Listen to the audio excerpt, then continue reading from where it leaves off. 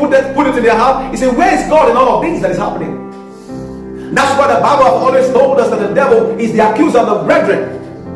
He will tell you God is responsible for it. And for those who don't know the character of God, who begin to think that God is responsible for the killings and all that is happening in the world. God is not responsible. It is the handiwork of the wicked one, the devil, to make people not to trust God's ability, to make people not to believe that God is able to keep them and preserve them. God is interested in your safety. God is interested in your well-being. God desires you to be safe and protected. Amen. That's why we must trust God as it concerns our safety and protection every day as children of God. We must trust God to protect us. We must trust God to be kept from the wickedness that is in the world. But this is the truth. A lot of people are uncertain about the future. A lot of people are uncertain about the future because of what is happening. They are not even sure anymore about their protection. And they are afraid that what might happen to them. But I've come to let you know what God is saying. That God says your safety and my safety and the safety of our families and loved ones are His priority.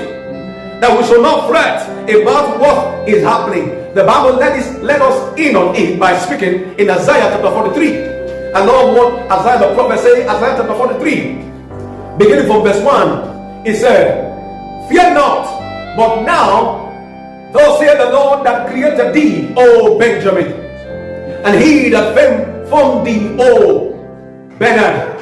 Fear not. God had to reassure us that He is committed to protecting us. That's why I say fear not. Because the devil, one of the ways or the means he brings out, carrying out this plan, is to instill fear in the heart of people. And so that's why I say, fear not, for I have redeemed thee. That's to say, I have saved thee. I have ransomed thee. And he said, I have called thee by thy name. Thou art mine. If God says we are His, then it means we belong to Him and we are protected by Him. In verse 2, he went on to say, when thou passest through the fire, or through the waters, I'll be with thee. And for those who have been persecuted around the world, God says He's with you in spite of the trials and the temptations. He said, and through the rivers they shall not overflow thee. When thou walkest through the fire, thou shalt not be burned. Neither shall the flame or the fire be kindled against thee. And in verse 3, he said, for I am the Lord. For I am the Lord thy God, the Holy One of Israel, the same